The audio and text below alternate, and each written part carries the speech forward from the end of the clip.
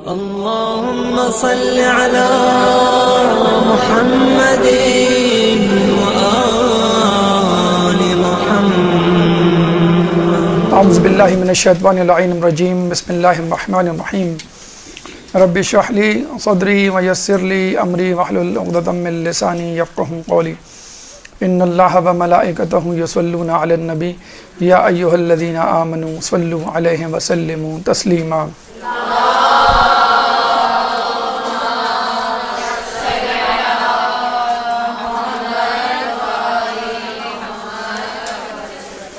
Najaf Ashraf کی زیارات کے حوالے سے ہماری گفتگو کا سلسلہ جاری ہے، اور اب تک کی گفتگو میں ہم نے حرم امیر المومنین حضرت علی ابن ابی طالب علیہ السلام اللہم صلی علی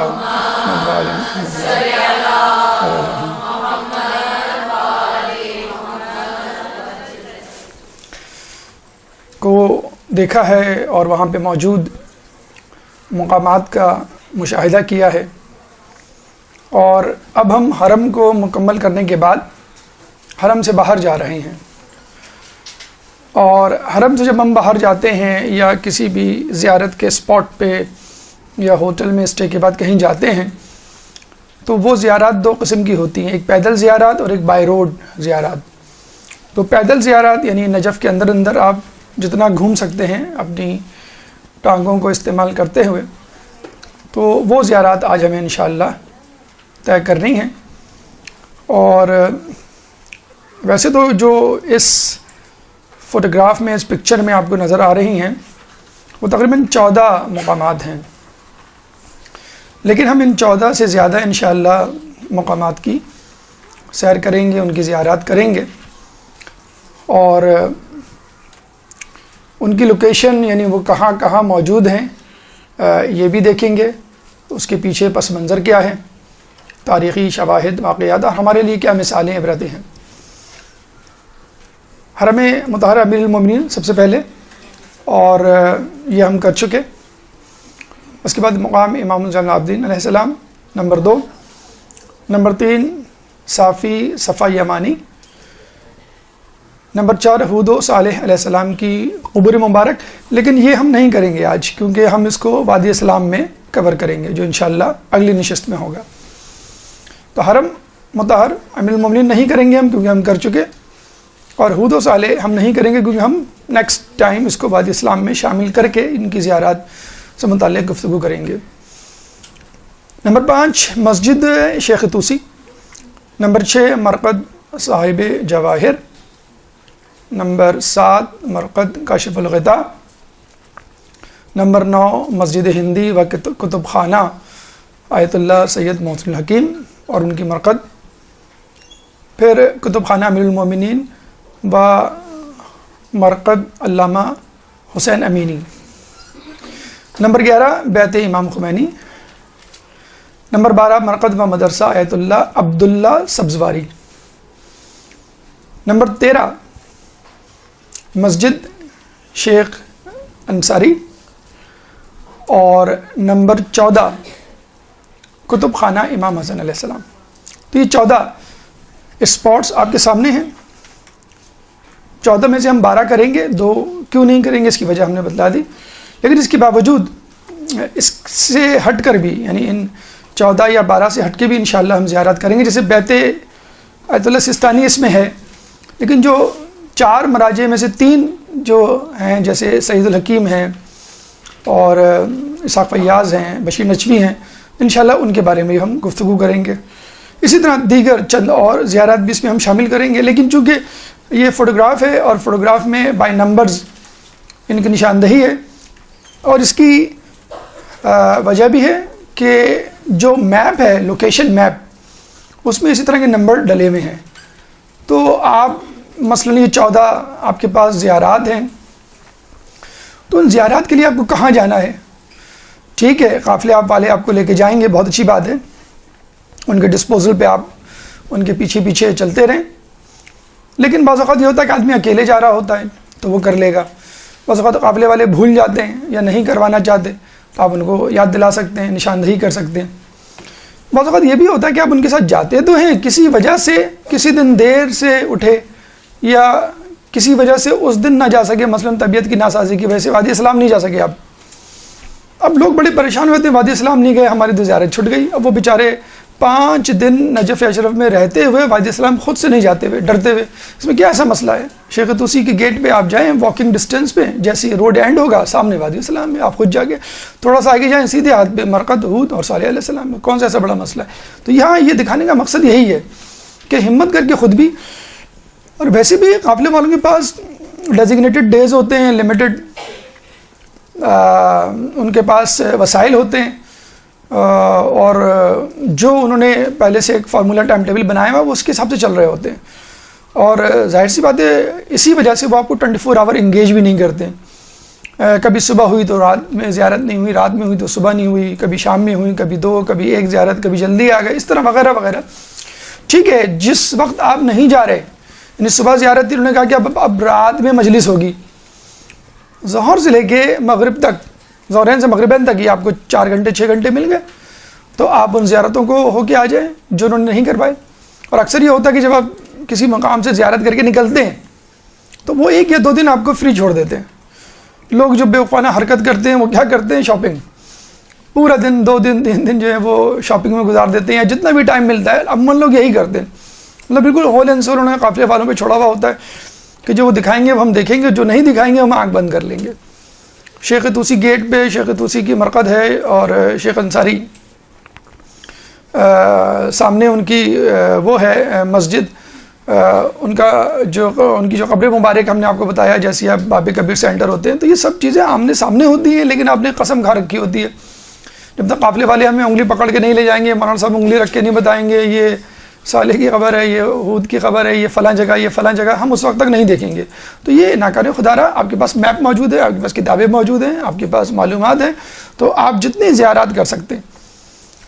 کچھ لوگ یہ سوچتے ہیں کہ بھئی یہ قافلے والے کروا دیں گے اس لیے ہم نہیں کر رہے، پہلا کہ وہ قافلے والوں نے وہ نہیں کروائی تو وہ آپ سے چھٹ گئی، رہ گئی. تو ٹھیک ہے، آپ خود بھی کریں، قافلے والے اگر کرائیں تو وہ بھی، کوئی ضروری تو نہیں ہے کہ آدمی ایک ہی مرتبہ زیارت کرے.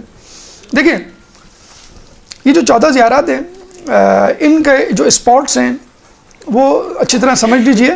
اس کے بعد جو ہم اضافی آپ کو دیں گے وہ اسی میپ میں نقشے میں موجود ہوگی. ٹھیک ہے، یہ ہو گئے 14 اسپاٹس آپ کے.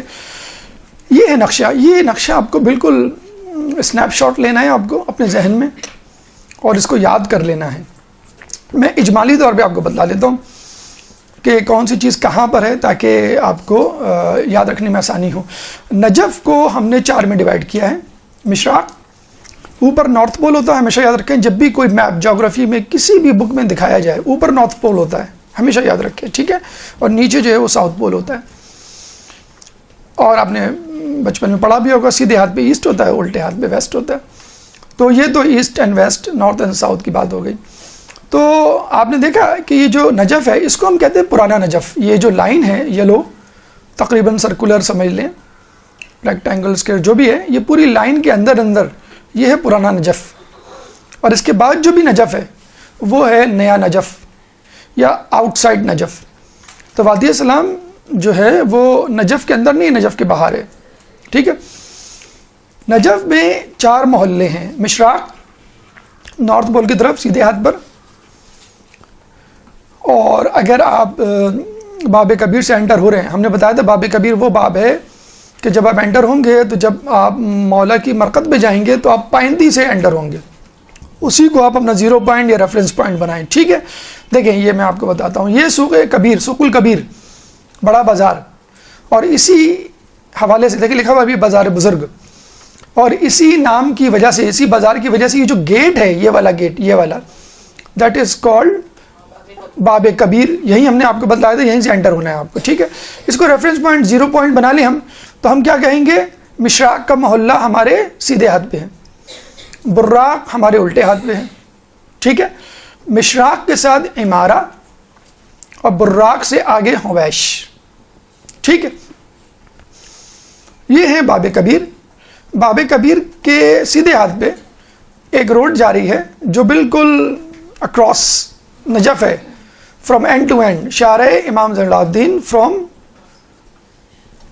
ایسٹ ٹو ویسٹ، ایسٹ سے چلے گی ویسٹ کی طرف یا ویسٹ سے چلے گی ایسٹ کی طرف، شارع امام زین العابدین، ٹھیک ہے، اس کو یاد رکھیے گا. دوسری روڈ شارع امام صادق ہے but that will end up at حرم، حرم پہ اینڈ ہو جائے گی. پھر حرم سے جو روڈ چلے گی وہ شارع صفا کہلائے گی. ٹھیک ہے، یہ 3 روڈیں ہیں.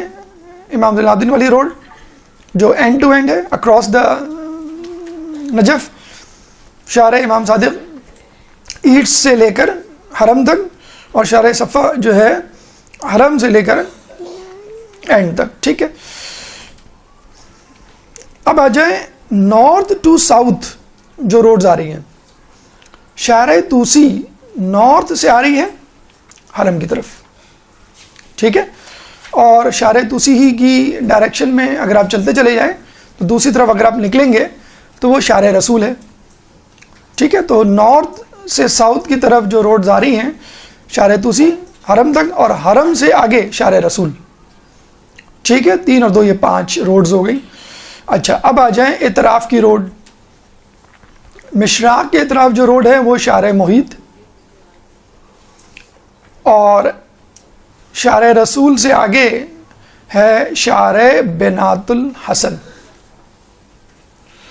اور اس سے تھوڑا سا آگے جا کے شارع مدینہ. یہ 4 جو محلے ہیں دیٹ از نجف، یہ ہے اولڈ نجف. اس کے بعد جو نجف ہے وہ نجف نہیں ہے، جدید نجف آپ کہہ سکتے ہیں. دیکھیے مثلا جیسے یہ ہے جدیدہ، it is not the part of Najaf, it is outside Najaf. ٹھیک ہے، یہ نجف سے باہر کا ہے. جیسے مسجد نبوی کے بارے میں آپ نے سنا ہوگا، ابھی جو موجودہ مسجد نبوی ہے وہ کسی زمانے میں مدینہ شہر ہوا کرتا تھا، اور اب جو مدینہ شہر ہے وہ مسجد نبوی سے آگے کا ہے. جب بھی ہم کہتے ہیں سقیفہ مدینے سے باہر تھا، لیکن لوگ بزیدہ نہیں لے اندر تھا. اندر اب ہو گیا ہے، پہلے نہیں تھا باہر، پہلے نہیں تھا اندر، پہلے باہر ہی تھا. تو یہ نجف ہے، اور نجف یعنی وادی سلام جو ہے وہ نجف سے باہر ہے. اسی طرح جدیدہ اور باقی چیزیں یہ باہر ہیں. یہ جدیدہ جو ہے اس کے اس طرف، یعنی یہ جہاں پہ یہ آئیکن گرین رنگ کا بنا ہوا ہے واٹس ایپ کا، یہاں پہ سمجھ لیجئے ایک اور محلہ ہے جس میں ہم یہاں پہ نہیں شو کر سکتے، اس کو ہم کہتے ہیں جدیدہ ثانیہ. یہ بڑا امپورٹنٹ ہے کیونکہ یہاں پہ ابھی آئے گا آگے کہ یہاں پہ مجتہدین وغیرہ کے گھر ہیں، پاکستانیوں کے مدارس ہیں بہت سارے. جدیدہ ثانیہ یا شوافع بھی کہتے ہیں اس کو، ابھی انشاءاللہ اس کا تذکرہ آگے آئے گا. یہ میپ دینے کا مقصد یہ ہے کہ جب بھی آپ کوئی چیز ڈھونڈیں آپ میپ پہ جائیں اور میپ پہ لوکیٹ کریں یہ کہاں پر ہے. ٹھیک ہے، اور اس کے بعد آپ شروع کریں. ابھی ہم نے آپ کو 14 اسپاٹس دکھائے ہیں. یہ 14 اسپاٹس، مثلا آپ کو مقام امام زین العابدین دوسرا مقام دیکھنا ہے. اب آپ نمبر 2 دیکھیں، آپ لوگوں کو نظر آ سکتا ہے اس پہ، دیکھ سکتے ہیں آپ لوگ. نمبر 2 اگر آپ سے کہا جائے کہا یہ ہے نمبر 2، تو آپ کو پتہ چل گیا کہ مجھے کہاں جانا ہے. ٹھیک ہے، تو یہ میپ دینے کا مقصد یہ ہے. یہ جو 14 اسپاٹس ہیں ان کے جو نمبر ڈلے ہوئے ہیں یہی نمبر لوکیشن میپ میں بھی ڈلے ہوئے ہیں، اسی لیے ہم نے ان دونوں فوٹوگرافس کو، پکچرز کو اپنے سامنے پیش کیا ہے. ٹھیک ہے، اب ہم یہ جو 14 اسپاٹس ہیں یعنی 12 اسپاٹس تو ہم نے ڈسکس کریں گے، پلس وہ اسپاٹس جو ہم اضافی دیں گے ان کو سب سے پہلے لوکیٹ کریں گے کہ ہے کہاں پر. کیونکہ ہم چاہتے یہ ہیں کہ اگر قافلے والے نہیں بھی لے کے جائیں یا کوئی آپ کے ساتھ نہیں بھی جا رہا تو ٹھیک ہے، آپ اپنی فیملی کے ساتھ کسی کے ساتھ چلے جائیں ٹہلتے ہوئے، سامنے ہی آپ کو مل جائیں گے سارے. ٹھیک ہے، تو یہ 14 اسپاٹس ہم شروع کرتے ہیں، پلس اس کے ساتھ ساتھ جو اسپاٹس اس میں نہیں دیے ہوئے لیکن بہرحال وہ within the territory of Najaf ہیں، within the old Najaf ہیں، تو اس کو ٹچ کر لینے میں، دیکھ لینے میں کوئی حرج نہیں ہے. تو ہم جو ہے پہلا جیسے کہ ہم نے بتایا اسپاٹ ہے حرم امیر المومنین، تو ہم کر چکے ہیں الحمدللہ. تو وہ جو دیٹ از دا سینٹر، مرکز آف نجف. دوسرا اسپاٹ ہے مقام امام زین العابدین. ٹھیک ہے، اور اس کو ہم لوکیٹ کرنا چاہیں تو کہاں ملے گا ہم کو؟ یہ رہا نمبر 2، یہ ہے مقام امام زین العابدین. اب ہم اس کو ڈسکرائب کرنا چاہیں، کسی کو بتانا چاہیں یا خود سے ہم یاد رکھنا چاہیں تو ہم کیا کریں گے؟ ہم کہاں آئیں گے؟ 0 پوائنٹ کیا ہے ہمارا 0 پوائنٹ؟ باب کبیر ہے. ٹھیک ہے، باب کبیر سے آپ انٹر ہوئے تک کوشش یہ کریں کہ پہلے حرم میں آ جائیں. آپ حرم میں آ جائیں، گویا مولا علی کی انگلی پکڑ لیں اور پھر آپ اپنا سفر شروع کر دیں. باب کبیر سے آپ اندر آ گئے، اس کے بعد آپ نکل جائیں یہاں سے. یہاں پہ کون سا گیٹ ہے؟ باب طوسی گیٹ, باب طوس. اس باب طوس سے آپ باہر نکلیں. باہر نکل کے بعد الٹے ہاتھ پہ مڑ جائیں. یہ کون سی شارع ہے؟ شارع امام زین العابدین. اس پہ چلنا شروع کر دیں. چلتے چلتے چلتے چلتے جب اولڈ نجف, پرانا نجف اینڈ ہوگا تو نمبر 2 پہ جو مقام ہے وہ ہے مقام امام زین العابدین علیہ السلام. یہاں پہنچ گئے لوکیشن میپ کے ذریعے. اب اس کی اہمیت جیسے دیکھیں, یاد رکھیں جب بھی مقام کا لفظ آتا ہے نا, مقام امام زمانہ, مقام امام جعفر, مقام امام زین العابدین, اس کا مطلب کیا ہوتا ہے کہ اس مقام پر وہ امام آ چکے ہیں. اب آگے کوئی واقعہ پیش آیا ہو, آ کے قیام کیا ہو, آگے 2 رکعت نماز پڑھی, انف, ہمارے لیے بہت انف ہے. امام کے قدم مبارک وہاں پہنچ گئے, بس یہ مقام بن گیا. ویسے تو بہت سی جگہوں پہ پہنچے ہوں گے, لیکن جہاں پہ بالکل یقین ہے کہ یہاں امام آئے تھے, ضرور آئے تھے, اور کچھ دن قیام بھی کیا تھا, تو اور بھی بہت جیسے کہ اس کی فضیلت بڑھ جاتی ہے. تو مقام امام زین العابدین علیہ السلام کے بارے میں کہا جاتا ہے کہ چوتھے امام جب مولا کی زیارت کے لیے آتے تھے اس مقام پہ قیام کیا کرتے تھے. جیسے ہم ہوٹل میں قیام کرتے ہیں 4 دن 5 دن, مولا یہاں پہ, امام یہاں پہ قیام کرتے تھے, یہیں پہ عبادت اور نماز پڑھا کرتے تھے, پھر یہاں سے حرم کی زیارت کے لیے جایا کرتے تھے. کچھ روایتوں میں ہمیں یہ بھی ملتا ہے کہ واقع کربلا کے بعد امام کئی سال یا کئی مہینے جو ہے روپوش ہو گئے, بیابان میں چلے گئے, اور پھر جو ہے انہوں نے زیارت کی اپنے جد کی, اور اس کے بعد جو ہے وہ مدینے گئے. بہرحال یہاں پر امام آئے تھے, یہاں پہ وہ قیام انہوں نے کیا تھا, اور چند دن یہاں رہے, یہاں عبادت کی. یہ دیکھیں اس کی نئی بلڈنگ ہے انشاءاللہ جو کنسٹرکٹ ہو رہی ہے, بہت ہی عالیشان گنبد اور بہت عالیشان عمارت بننے جا رہی ہے. جیسے میں نے آپ کو کہا کہ مقام کسی کا بھی ہو, اس کا مطلب وہ شخص وہاں آ چکا ہے, تو امام ضروری تھوڑی ہے کہ ایک ہی جگہ آئے ہوں. امام تو جو ہے وہ ایک سے زیادہ جگہوں پر گئے ہوں.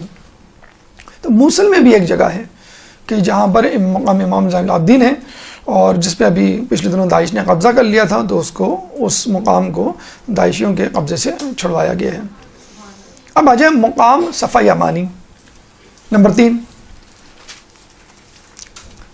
کہاں پر ہے یہ؟ میپ اٹھائیں آپ. نمبر 3 جیسے ہم نے کہا اسپاٹ, یہ دیکھیں نمبر 2 جو ابھی ہم نے ختم کیا ہے وہ تھا مقام امام زین العابدین, اس کے بالکل برابر میں ہے, بالکل پڑوس جسے کہہ لیں. یہ آپ کا پارک ہے, بالکل یہ آپ کا مدرسہ, اس طرح مقام صفا یمانی. اچھا, اسی مناسبت سے اس کو شارع صفا کہا جاتا ہے. اگر آپ شارع امام زین العابدین سے آ رہے ہیں کوئی بات نہیں, آپ نے مقام امام زین العابدین دیکھا, اس کے بعد یہ دیکھ لیجئے.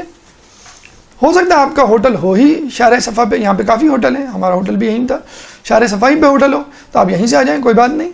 پہلے صفا یمانی دیکھ لیں اور پھر مقام امام زین العابدین دیکھ لیں, ٹھیک ہے. تو یہ دونوں مقام آس پاس ہیں. اس کی پہچان یہی ہے کہ یہاں ایک بڑی سی روڈ ہے جس پہ بڑی بڑی گاڑیاں کھڑی ہوتی ہیں, جو آپ کو کوفہ اور وادی سلام تو نہیں, کوفہ اور مسجد سہلہ اور دیگر جگہوں پہ لے کے جاتی ہیں. تو یہ دونوں اسپاٹس یہاں پر ہیں. تو مقام صفا یمانی کے بارے میں جو خصوصیت ہے, جو نسبت ہے, جو تاریخی پس منظر ہے, وہ یہ کہ مولا ایک دفعہ نجف کے باہر ہی کہا جائے گا اس کو, نجف کے باہر آئے اور یہاں پر قیام کیا. تو انہوں نے دیکھا کہ یہ قافلہ آ رہا ہے, اونٹوں پر ایک میت جنازہ رکھا ہوا ہے. مولانا نے پوچھا کہ بھئی کس کا جنازہ ہے اور تم لوگ کون ہو, کہاں سے آئے؟ تو انہوں نے کہا کہ ہم یمن سے آئے ہیں. تو یہ میرے والد کا جنازہ ہے, اس میں سے ایک شخص نے کہا. تو مولانا نے کہا کہ کیا یمن میں جگہ نہیں ہے دفنانے کی, جو اتنی دور یمن سے یہاں لے کر آئے, اس زمانے میں قافلے میں کسی کو لے کر آنا, کسی میت کو. انہوں نے کہا کہ یہ میرے والد ہیں, اور انہوں نے کہا تھا کہ مجھے ایسی جگہ دفنانا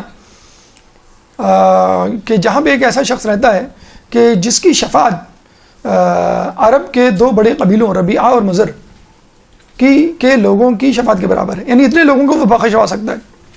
تو مولانا نے کہا کہ کیا تم اس شخص کو جانتے ہو؟ انہوں نے کہا نہیں, ہم اس شخص کو نہیں جانتے. تو مولانا نے 3 مرتبہ کہا خدا کی قسم میں ہی وہی شخص ہوں, خدا کی قسم میں ہی وہی شخص ہوں, خدا کی قسم میں ہی وہی شخص ہوں.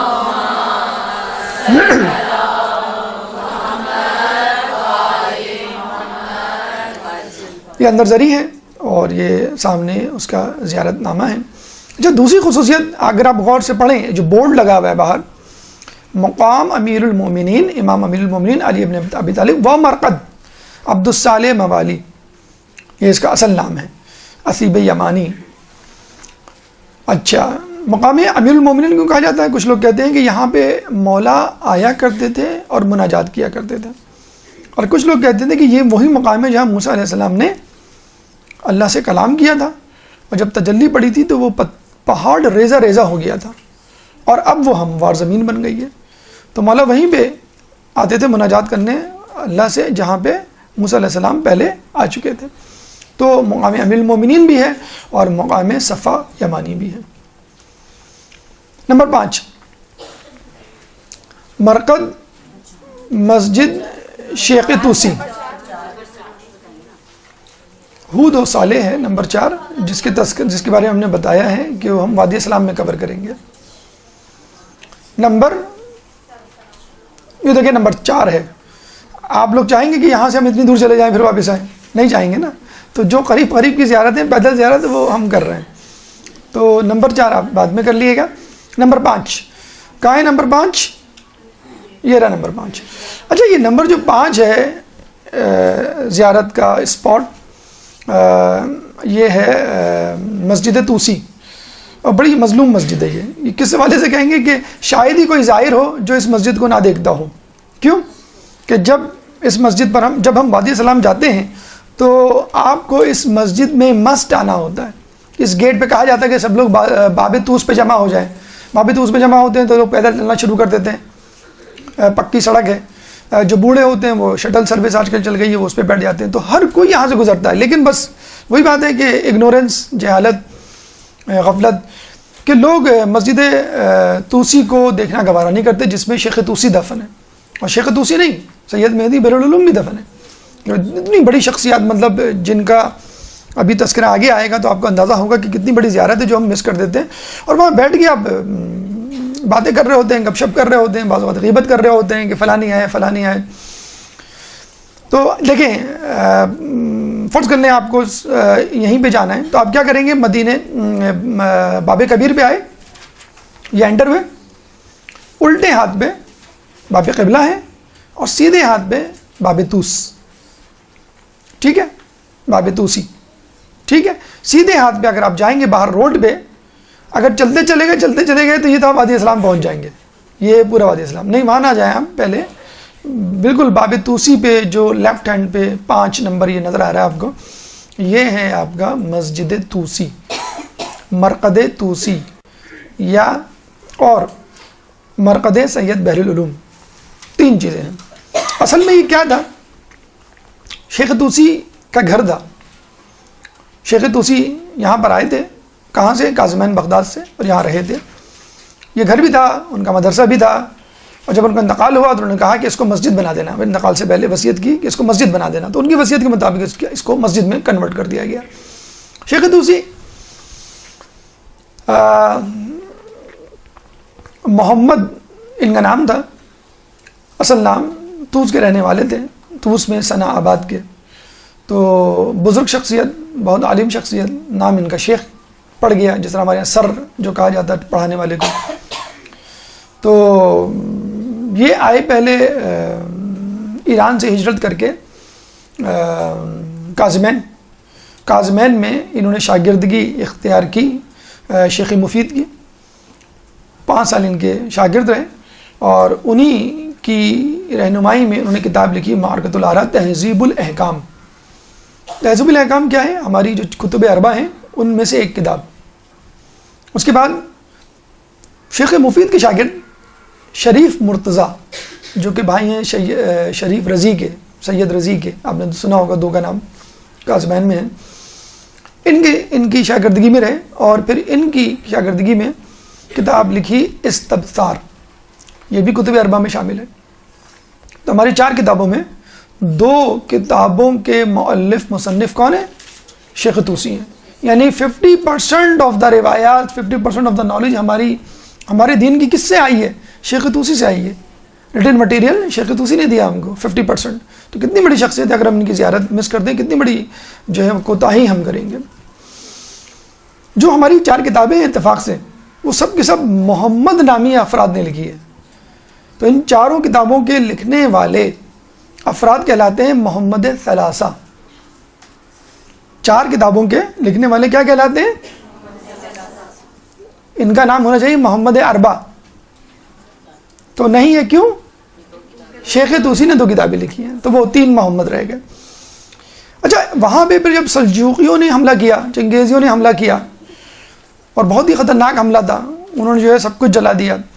ان کے پاس 80,000 کتابیں تھیں سید مرتضیٰ عالم الہدیٰ کی دی ہوئی، 10,000 کتابیں ان کی۔ دیکھیے اس زمانے میں آپ 80 اور 10 90,000 کتابیں اپنے انٹرنیٹ پہ جمع کر کے دکھا دیں، آپ ڈاؤن لوڈ بھی نہیں کریں گے آپ، کہ بہت ٹائم لگ رہا ہے، بہت سستی کاہلی، کیا فائدہ کرنے کا۔ خرید کے لا کے رکھنا تو بہت بڑی بات ہے، خرید کے لا کے رکھنا۔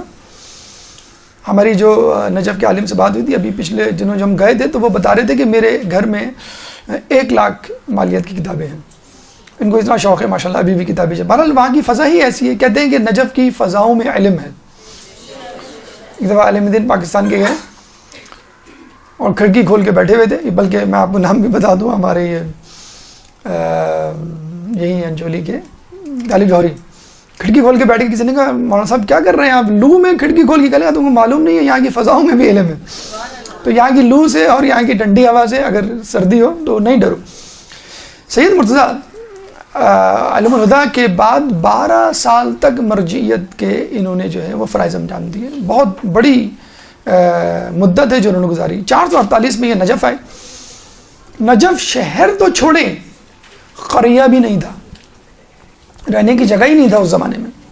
لوگ آتے تھے زیارت کر کے، خشک تھا بالکل بنجر خشک، لوگ آتے تھے زیارت کر کے فوراً چلے جاتے تھے۔ یہ ان کا مرہون منت ہے کہ وہ آئے، جب وہ آئے تو علم کے پیاسے آ گئے۔ انہوں نے کہا ہم پانی کے پیاس برداشت کر لیں گے، علم کی پیاس نہیں برداشت کریں گے، ہمیں شیخ طوسی کے پاس جانا ہے۔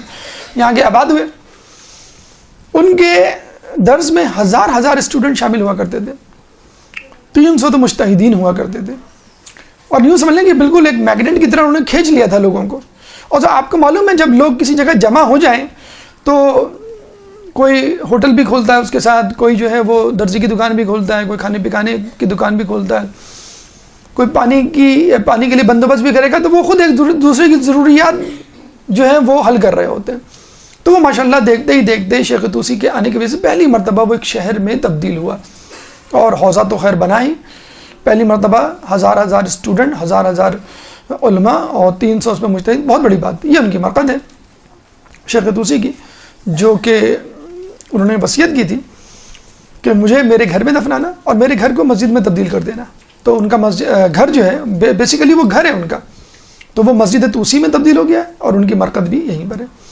یہیں پہ مرقد ہے سید مہدی بحر العلوم کی۔ اچھا یہ میپ میں الگ سے مینشن نہیں ہے، یہ ہم نے بتلا دیا کیونکہ بہرحال امپورٹنٹ شخصیت ہے سید مہدی العلوم۔ ہم نے دیکھیں بہت سارے علماء پڑھے ہیں، اور ہر عالم پہ ہم چونک جاتے ہیں، حیرت میں پڑ جاتے ہیں کہ کیا لوگ تھے اور کس طرح انہوں نے زندگی گزاری، لیکن جو عالم شاید سب سے زیادہ لوگوں کو حیرت میں ڈالتا ہے وہ ہے سید مہدی بحر العلوم۔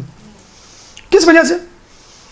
آپ جملہ سن لیجئے پھر آپ کو اندازہ ہو جائے گا۔ جو سب سے زیادہ حیرت میں ڈالنے والے عالم دین وہ یوں ہیں کہ لوگ کہتے ہیں کہ سید مہدی بحر العلوم کو عرصے تک لوگ امام زمانہ سمجھتے رہے، کہ یہی ہے امام زمانہ۔ اتنا تقدس، اتنا علم، آپ اندازہ لگائیے کہ کسی غیر معصوم، کسی عام آدمی میں کوئی وہ کر لے کہ یہی امام ہے، یہی 12ویں امام ہے جن کا ظہور ہو گیا، یہ بتا نہیں رہے۔ آپ اندازہ لگا لیے کہ ان کے علم کا، ان کے تقدس کا، ان کی پاکیزگی کا کیا حال ہوگا۔ اور یقین کریں کہ اوائل سے، بہت بعد میں نہیں، اپنے اسٹوڈنٹ لائف سے ہی ان کو جو ہے وہ بحر العلوم کا جو ہے وہ لقب مل گیا تھا، اور اب تک ان کا خاندان وہاں آباد ہے، اور اب تک ان کے خاندان والے اپنے نام کے آگے بحر العلوم لگاتے ہیں۔ لیکن یہ ہوتی ہے انسان کی قابلیت، کہ اس کی قابلیت اس کا تعارف بن جائے، اور پھر اس کا نام اس کے خاندان والے، آنے والی نسلیں فخر سے لیں۔ مہدی بحر العلوم کہاں پر ہے؟ یہ تو ہم نے بتلا دیا کہ یہ جو 5 نمبر مسجد طوسی ہے، بس مسجد طوسی میں جو مرقد طوسی ہے اس کے ساتھ ہی ان کی بھی قبر مبارک ہے۔ ایک دفعہ جا رہے تھے اپنے اصحاب کے ساتھ، تو قافلہ دکھا، قافلہ جا رہا تھا، تو قافلے والوں کو روکا، ادھر آؤ، یہ کو بلایا، اس کے بارے میں حال احوال پوچھے، پھر اس کے افراد جو تھے اس کے حال احوال پوچھا، خاندان والوں کے حال، محلے والوں کے حال، شہر والوں کے حال جب پوچھ کے آگے، تو لوگوں نے کہا کہ یہ لوگ تو یمن کے ہیں، آپ تو یمن کبھی نہیں گئے، اور آپ ان کے محلے کے بارے میں ایسے پوچھ رہے جیسے آپ کافی عرصے وہاں رہے ہوں، بلکہ شاید وہیں سے آئے ہیں آپ یہاں پر۔ پیدا یہ کربلا میں ہوئے تھے، عراق میں. انہوں نے کہا کہ جب انہوں نے دیکھا کہ لوگ سوال پہ سوال کیے جا رہے ہیں، حیرانگی پہ حیران، انہوں نے خاموشی سے کہا کہ اگر میں کہوں کہ میں دنیا کے چپے چپے سے واقف ہوں تو یہ غلط نہ ہوگا. بتائیں، اتنا بڑا دعویٰ کہ میں دنیا کے چپے. اچھا، اس کا اب اس کا ثبوت بھی لے لیجئے. عراق میں جو اہم ترین زیارات ہیں ان کی دریافت، ان کا انکشاف کس نے کیا؟ سید مہدی بہر العلوم نے کیا. مسجد کوفہ کس نے دریافت کی کہ یہ مسجد کوفہ ہے؟ سید مہدی بہر العلوم نے. مولا علی کا گھر کس نے دریافت کیا؟ سید مہدی بہر العلوم نے. مرقد کمیل بن زیاد، سید مہدی بہر العلوم نے. مسجد حنانہ کا تعارف، سید مہدی بہر العلوم نے. ہود اور صالح کی قبریں جو کہ وادی سلام میں موجود ہیں، مطلب شاید 2 ہی وہ ہیں جن کے لیے ہم جاتے ہیں، ویسے اور بھی جگہ ہیں لیکن اہم ترین زیارات وادی سلام میں. تو ان کی نشاندہی کس نے کی؟ سید مہدی بہر العلوم نے. کیا تعلق ہے اللہ سے؟ کیا تعلق ہے امام زمانہ سے؟ کیا تعلق ہے غیب کے علم سے؟ پاکیزگی ہے، تقدس ہے.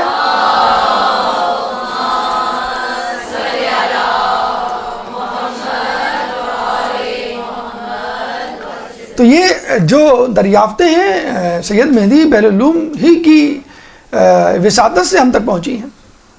اب آئیے مرقد صاحب جواہر محمد حسن نجفی، جو کہ استاد تھے شیخ مرزا انصاری. شیخ مرزا انصاری 3 نمبر میں ہم نے جو پڑھا تھا ان کو، باب کبیر کے بالکل الٹے ہاتھ پہ شروع میں ہی. تو کیا شخصیت تھی آپ کو معلوم، آپ کو بتلایا تھا. جب ان کا استاد ہو تو اس کی کیا شخصیت ہوگی. اچھا، پہلے زمانے میں اگر کوئی شخص کوئی کتاب لکھے اور کتاب بہت مشہور ہو جائے تو بس اس کو اس کتاب کے نام سے متعارف کروایا جاتا ہے. صاحب مفاتی، صاحب بہار، ٹھیک ہے. تو اسی طرح صاحب جواہر، جواہر الکلام انہوں نے کتاب لکھی تھی. یہ ان کا مقبرے کا، روضے کا اندرونی منظر. اس کی لوکیشن صاحب جواہر کی یہ دیکھ لیجئے، شارع امام زلال. آپ باب کبیر سے انٹر ہوئے، رائٹ سائڈ پہ گئے آپ باب توسی. باب توسی میں آپ نے شیخ توسی کی قبر، سید مہدی بہر العلوم کی قبر دیکھ لی. دونوں کے روضے آگے جائیں گے تو یہ ہے 6 نمبر پہ صاحب جواہر سید محمد حسن نجفی.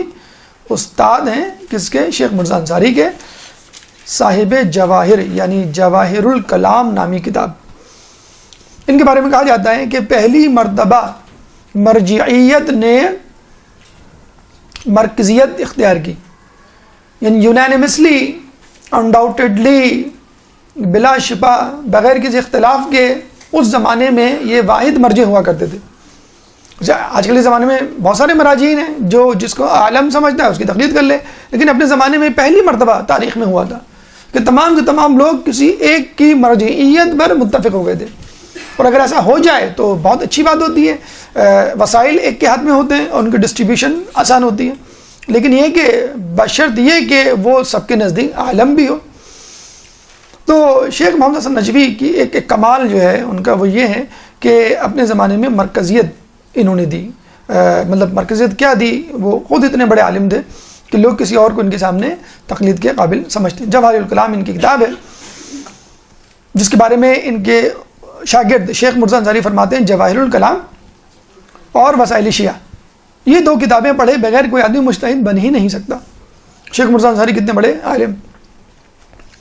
تو یہ ان کی کتاب تھی. آج تو ماشاءاللہ کمپیوٹر کا ایج گرو وہ ہے، ایک سی ڈی میں یہ پوری کتاب موجود ہے، پوری ایک سی ڈی میں. نور والوں کی سی ڈیز ہیں، آپ کو میں نے بتایا بھی تھا. نور والوں نے بہت ماشاءاللہ کام کر رہے ہیں. ایران کا جو پروگرام آفس ہے کمپیوٹرائز، کہ ایک سی ڈی میں ایک عالم دین کے تمام کام، ان کی تمام تصانیف جو ہے انہوں نے ڈال دی ہیں. تو جواہر الکلام 42 جلدوں پر مشتمل کتاب ہے. اور آپ کو معلوم ہے کتنے سال لگائے تھے انہوں نے؟ 32 سال. 32 سال میں 42 جلدوں پر مشتمل فقط ایک کتاب ہی کہیں گے اس کا، فقہ کی ایک کتاب انہوں نے تشکیل دی. اور جواہر الکلام اس کا نام صاحب جواہر پڑ گیا. تو آپ دیکھ لیجئے ہمارے جو علماء ہیں پوری زندگی لگا دیا کرتے تھے. 32 سال، آدھی زندگی تقریباً لگا دی آپ نے ایک کتاب کو لکھنے میں. اچھا، لوگ ابھی انشاءاللہ آگے مزید تفصیل سے تذکرہ آئے گا کہ لوگ عموماً یہ سمجھتے ہیں جو علماء ہوتے ہیں، جو طلباء ہوتے ہیں، جو علم دین سے وابستہ ہوتے ہیں، ان کو کوئی کام نہیں آتا. خواتین کے لیے بھی کہا جاتا ہے جو خواتین مدرسے جاتی ہیں ان کو گھر کام کی کوئی وہ نہیں، ان کے اکثر رشتہ ناتوں میں اس لیے پرابلم ہوتی ہے کہ یہ بس مدرسے کے چکر میں پڑی رہتی ہیں، کتابوں میں گھومی رہتی ہیں، ان کو ہوش ہی نہیں ہوتا گھر گرہستی کا، شوہر کا، نہ ماں باپ کا، بہن بھائیوں کا. تو اس طرح علماء کے لیے بھی کہا جاتا ہے کہ ان کو جو ہے بس اپنے زیارات کی، اپنے مجالس کی، اپنی عزاداری کی اور پڑھنے پڑھانے کی فکر رہتی ہے، گھر سے ان کو کوئی تعلق نہیں ہوتا. یا سوشل ایکٹیویٹیز تو ہوتی نہیں، جب گھر سے تعلق نہیں تو سوشل ایکٹیویٹیز کیا ہوں گی. تو یہ ہمارے علماء جو قدیم علماء تھے ان کا دیکھیں انداز آپ. نہ صرف یہ کہ علم دین پھیلاتے تھے، درس خارج دیتے تھے، کتابیں لکھا کرتے تھے، اس زمانے میں مسجد کوفہ جو ہے اس میں جو خدام حضرات ہیں ان کے کمرے اور ان کا رہائش کا بندوبست انہوں نے پہلی مرتبہ کروایا کہ یہ 24 آور یہاں پہ رہیں اور یہ مسجد کی حفاظت کریں. مسجد کوفہ میں مینار جو ہے اذان کا انہوں نے بنایا. مسجد سیلم میں خدام کے کمرے انہوں نے بنائے. روزہ مسلم و ہانی بن عروہ جو بڑی عالیشان مقبرے اس وقت نظر آتے ہیں، اس زمانے میں بالکل سمجھ لیں نامعلوم تھے یا لوگوں کو معلوم ہی نہیں تھا اور بس لوگ جاتے تھے اور آ جاتے. تو یہ باقاعدہ دونوں روزوں کو تعمیر کرنا جو ہے وہ ان کا کام ہے. 7 نمبر پہ مرقد کاشف الغطاء. کہاں ہے یہ؟ دیکھیے کاشف الغطاء بیسیکلی استاد ہیں کس کے؟ محسن نجفی کے. تو اس طرح بھی آپ کو آسانی رہے گی کہ 6 نمبر محمد حسن نجفی صاحب جواہر اور 7واں نمبر ان کے استاد کاشف الغطاء کا.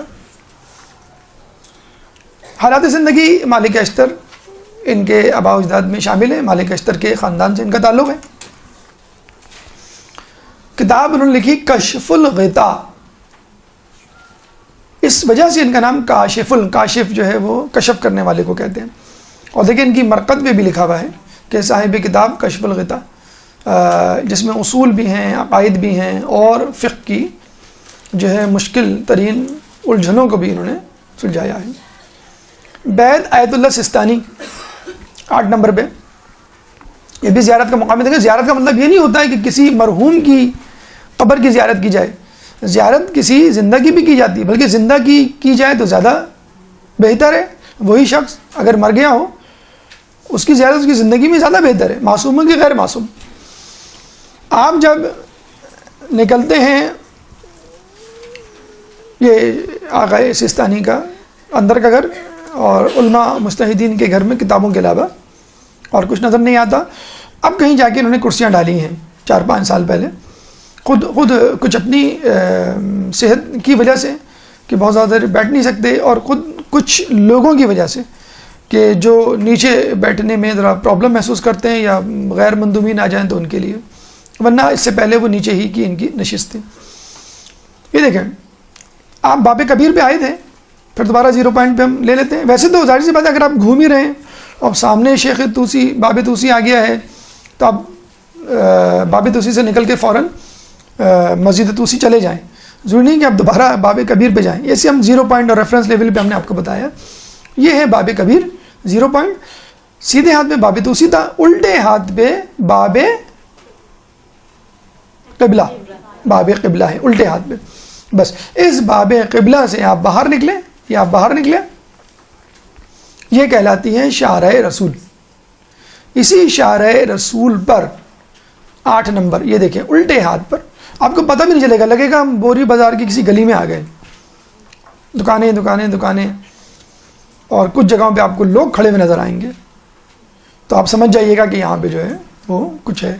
آپ اندر گلی میں جائیں گے، گلی میں گاڑی تو کیا، آپ اسکوٹر بھی نہیں جا سکتی، بلکہ شاید سائیکل بھی کوئی نہیں چلا سکتا، گر جائے گا، اتنی پتلی گلیاں ہیں.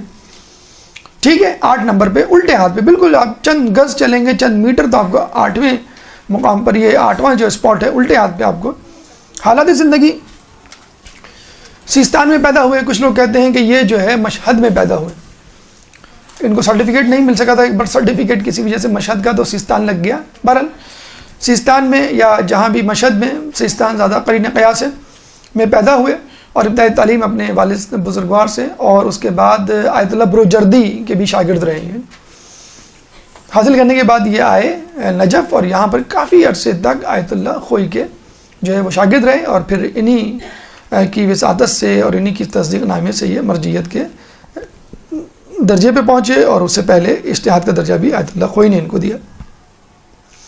1960 میں فقط 30 سال کی عمر میں ان کو اجازہ مل گیا، یعنی یہ مجتہد بن چکے تھے 30 سال میں، اور مرجعیت کا 62 سال میں 62 ایئرز، اب ماشاءاللہ ان کی عمر 80 سے زیادہ 80 سال سے زیادہ ہو چکی ہے۔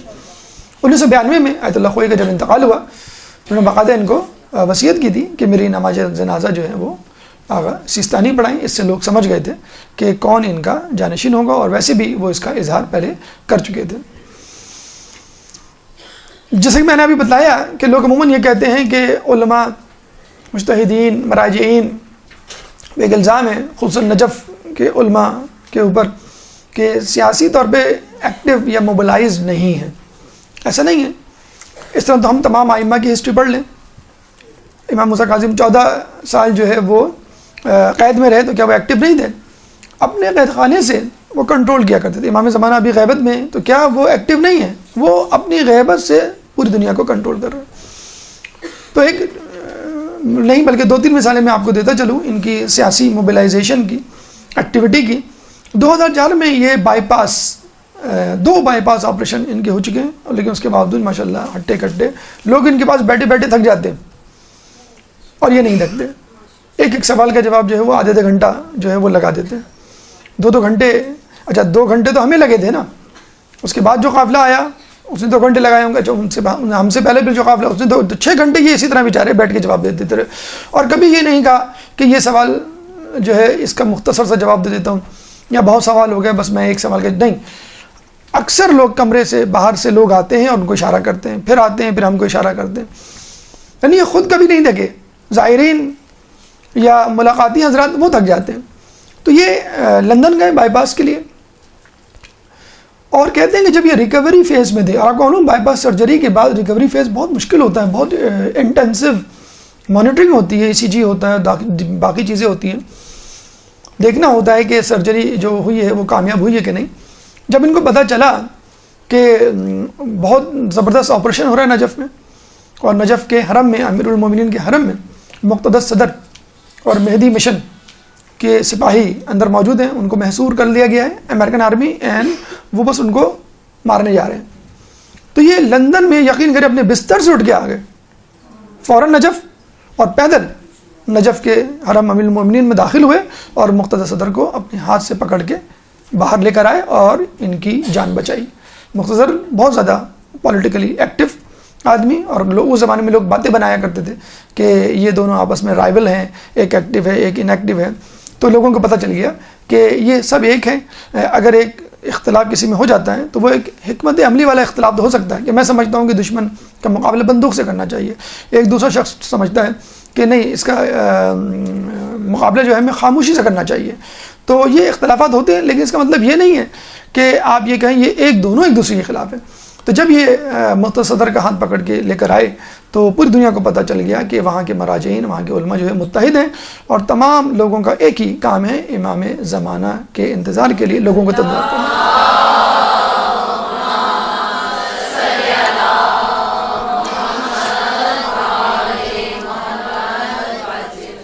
مزید سیاسی سرگرمی کے حوالے سے سن لیجئے۔ 2005 میں عراق میں الیکشن ہوئے۔ حالانکہ یہ چاہتے تو اپنے حجرے میں، اپنے گھر میں مقید محصور رہتے، اور اپنی علمی جو سرگرمی ہے اس میں جو ہے انہماک سے مصروف ہو جاتے کہ چلو مجھے موقع مل گیا۔ نہیں، الیکشن جب ہوئے 2005 کے تو انہوں نے باقاعدہ اعلان کیا کہ تمام عراقی جائیں اور الیکشن میں حصہ لیں۔ پہلی مرتبہ فیئر اینڈ جسے کہتے ہیں کہ رائٹ الیکشن ہونے جا رہے تھے۔ اس سے پہلے صدام کا دور تھا ڈکٹیٹرشپ کا، اس سے پہلے بھی کبھی ایسا نہیں ہوا کہ عراق کی عوام کو پہلی مرتبہ کھل کے اظہار خیال کا موقع ملا۔ اور آپ کو معلوم ہے مور دین 60% وہاں پہ شیعہ علی رہتے ہیں۔ ابھی ہماری ایک عراقی سے جو بات ہوئی تھی اس نے کہا تھا اب 80% ہو گئے، کیونکہ جو چلے گئے تھے عراقی مایوس ہو کے صدام کے دور میں واپس آ گئے، اور کچھ لوگ نے عراق چھوڑ دیا کہ اب ہمارے کام کا نہیں رہا۔ بہرحال 2005 میں اب آپ ان کا دیکھیے جملہ کیا تھا الیکشن میں لوگوں کو موبلائز کرنے کے لیے۔ اچھا، عرب معاشرے میں خواتین کو سیاسی کیا معاشرتی اور اجتماعی سرگرمیوں میں حصہ نہیں لینے دیا جاتا. حالانکہ رسول اللہ نے کبھی بھی اس کی جو ہے ممانعت نہیں کی. رسول اللہ بھی بیعت لیا کرتے تھے خواتین سے, کوئی ایسا مسئلہ نہیں تھا. انہوں نے باقاعدہ خواتین کو کہا کہ الیکشن میں کسی خاتون کا ووٹ ڈالنے جانا ایسا ہے جیسے بی بی زینب کا کربلا جانا. اتنے لوگ, اللہم صلی علی محمد,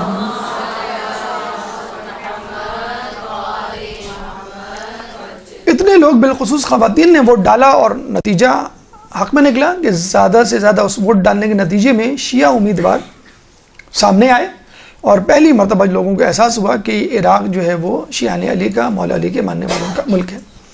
2014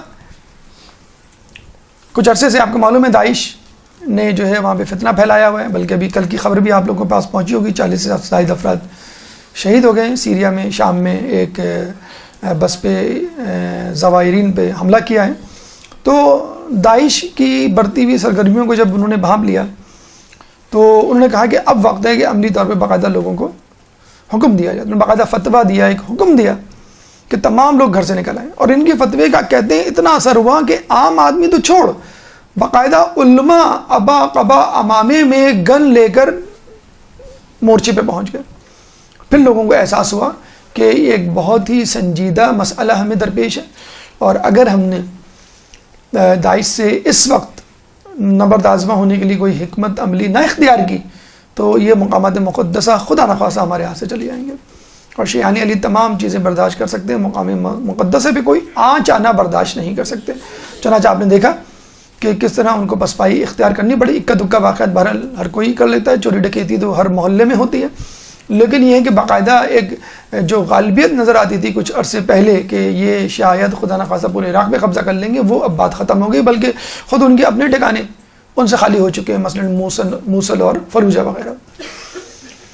صرف یہی نہیں, ہمارے علماء, ہمارے مجتہدین, ہمارے مراجعین جدید ٹیکنالوجی اور جدید علوم سے بھی آراستہ و پیراستہ ہیں. باقاعدہ اہل بیت گلوبل انفارمیشن کے نام سے 4-5 ویب سائٹس ہیں جو خود آیت اللہ سستانی کی نگرانی میں چل رہی ہیں. آپ خود ویکیپیڈیا پہ جا کر اہل بیت گلوبل انفارمیشن اگر لکھیں تو ان ویب سائٹس کے نمبر, ایڈریسز آپ کے پاس آ جائیں گے. ہر ویب سائٹس کو کلک کریں, مختلف زبانوں میں, عربی, فارسی, انگلش, آذربائیجانی, چائنیز, فرینچ, مختلف زبانوں میں آپ کو دینی علوم سے متعلق, اہل بیت کے علوم سے متعلق معلومات مل جائے گی. آیت اللہ سستانی کا اسپاٹ تو تھا اس میں, لیکن آیت اللہ سعید الحکیم کا نہیں تھا. ابھی ہم نے جو بتلایا آپ کو 14 مقامات, لیکن اس لیے ہم نے بتا دیا کہ یہ آیت اللہ سستانی کے گھر سے آپ تھوڑا سا آگے جائیں گے تو سعید الحکیم کا بھی گھر مل جائے گا. مثلا کیسے جائیں گے آپ, دیکھیں یہ جو تھا 8 نمبر پہ آپ نکلے باب قبلہ سے باہر, یہ باب کبیر ہے, ٹھیک ہے. باب کبیر میں ہم نے کہا تھا کہ سیدھے ہاتھ پہ باب توسی ہے اور الٹے ہاتھ پہ باب قبلہ. اچھا یہ میں آپ کو بتا دوں کہ باب قبلہ سے ہر کسی کا واسطہ پڑتا ہے, کیوں کہ نماز جب پڑھتے ہیں با جماعت نماز تو باب قبلہ سامنے ہی ہوتا ہے آپ کا. تو باب قبلہ سے آپ نکلے 8ویں نمبر پہ سعید, یہ آیت اللہ سستانی کا گھر تھا, ٹھیک ہے. اسی سڑک پہ آپ آگے چلتے چلے جائیں شارع رسول پہ, جب یہ اینڈ ہوگا نجف, اولڈ نجف, تو ایک روڈ کراس کرے گی آپ کو جس کو ہم کہتے ہیں شارع بنات الحسن, ٹھیک ہے. اس روڈ کو کراس کر کے تھوڑا سا آگے آئیں, ایک اور شارع آ جائے گی جس کو ہم کہتے ہیں شارع مدینہ, ٹھیک ہے. اس شارع مدینہ یعنی جو بالکل شارع رسول کے سیدھو سیدھ جو رستہ ہے جو انٹرسیکٹ کر رہا ہے شارع مدینہ کو, وہاں پر آ کے فرض کر لیں آپ یہاں پہ کھڑے ہوئے, ایرو نظر آ رہا ہے آپ کو, یہاں کھڑے ہو گئے آپ, تو الٹے ہاتھ پہ کون سا محلہ ہے, جدیدہ. سیدھے ہاتھ پہ جو محلہ ہے اسی طرح کا وہ ہے جدیدہ ثانیہ, ٹھیک ہے. اور یہاں پر آیت اللہ سعید الحکیم کا گھر ہے اور آیت اللہ بشیر نجفی کا بھی گھر یہیں پر ہے. ناصر مکارم شیرازی کا دفتر آفس بھی یہیں پر ہے, اور یہیں پہ سب سے زیادہ پاکستانی رہتے ہیں. کہاں پہ, جدیدہ کے ساتھ شارع مدینہ سے تھوڑا سا آگے پرپینڈیکولر ڈائریکشن میں. شہید الحکیم کے بارے میں کہا جاتا ہے ان کا جو پورا خاندان ہے, مہدی حکیم ان کے دادا نانا بلکہ ان کے کہلائیں گے. ان کے والد بلکہ جو ماموں تھے وہ تھے محسن الحکیم آیت اللہ خوئی کے استاد. تو یہ پورا خاندان ہے حکیم خاندان، مہدی حکیم کے نام سے. اور مہدی حکیم کے جو صاحبزادے تھے محسن الحکیم، یہ دیکھیں بیچ میں جو نظر آ رہے ہیں لکڑی پکڑے ہوئے، یہ ہے محسن الحکیم. کس کے بیٹے؟ مہدی حکیم کے، جو کہ پہلے آدمی تھے حکیم خاندان کے جو لبنان سے ہجرت کر کے یہاں پر آئے ہیں. یہ بڑی دلچسپ بات ہے کہ اس وقت جو 4 مراجعین اعظام ہیں بڑے، چاروں کا تعلق عراق سے نہیں ہے. آیت اللہ سیستانی ایران کے، سعید الحکیم لبنان کے، آیت اللہ اسحاق فیاض افغانستان غزنی کے ہیں، اور بشیر نشوی لاہور کے گجرانوالہ کے ہیں. تو یہ جو ہے چاروں کے چاروں اتفاق سے باہر ہیں. یہ ظاہر کرتا ہے کہ علم اور علم اہل بیت جو ہے وہ کوئی سرحد نہیں رکھتا، وہ کوئی زبان نہیں رکھتا، وہ کوئی نسل نہیں رکھتا، وہ کوئی ملک نہیں رکھتا. بس ایک ہی بنیاد ہے، محب اہل بیت، حب اہل بیت، اہل بیت سے محبت. تو یہ چاروں وہاں موجود ہیں، چاروں ہر دل عزیز ہیں، چاروں کو لوگ بہت چاہتے ہیں، اور کوئی بھی دل میں ان کے یہ شکوہ نہیں ہے. یہ چاروں افراد یا ان کے ماننے والے، ان کے جاننے والے، ان کے محب جو ہیں وہ باہر سے تعلق رکھتے ہیں. ابھی بھی جو تدریسی خدمات ہیں اس حوالے سے، جیسے لجنہ امتحان ہے، وہاں کا جو سب سے بڑا امتحان ہوتا ہے کوانٹیفائی کرنے کے لیے کہ کون طالب علم کتنا آگے جا چکا ہے، اس میں آیت اللہ سعید حکیم کے بارے میں کہا جاتا ہے سب سے زیادہ ان کے دفتر کا ہاتھ ہے. یعنی اکیڈمکس میں اس وقت جو ہے مولانا آیت اللہ سعید الحکیم کو بہت آتا ہے. اور یہ بھی میں آپ کو بتلا دوں کہ سعید الحکیم کے ماموں محسن الحکیم اور اس سے پہلے مہدی حکیم، ان کی ایک ہسٹری، ایک فیملی ہے، اور ان کے جو افراد ان کے خاندان میں مجتہد گزرے ہیں، غالباً سب سے زیادہ مجتہدین انہی کے خاندان میں گزرے ہیں. ابھی آپ کو جو تصویر دکھائی اس میں سارے ایک ساتھ کھڑے ہوئے. بہت زیادہ علمی خدمات ہیں ان کے خاندان کی، اور بہت زیادہ ہر دل عزیز ہیں. تو صدام حسین کو ہمیشہ ان کے خاندان سے خطرہ رہتا تھا کہ یہ لوگ ٹیک اوور نہ کر لیں، یہ لوگ مخالفت نہ کریں، یہ لوگ جو ہے ہمارے لیے رکاوٹ نہ بن جائیں. تو گاہے بگاہے ان کو اذیت دینا، قید میں ڈالنا، تکلیف دینا اس کا مشغلہ تھا. اور ایک عرصے تک صدام کی قید میں ان کا خاندان رہا. اور ایک وقت وہ بھی آیا کہ جب ان کے والد نے یہی کہا کہ بیٹا اگر کوئی ہماری نیکی قبول نہ بھی ہو جنت میں جانے کے لیے، تو یہ جو قید و بند میں ہم مصیبت گزار رہے ہیں یہ بہت ہے. اچھا آپ یہ دیکھ لیجئے، ہم جیسے لوگ ہوں، کوئی اور عام فرد ہو، تو اللہ سے دعا کرے گا میں کب باہر نکلوں، کب اپنی پڑھائی کا سلسلہ شروع کروں.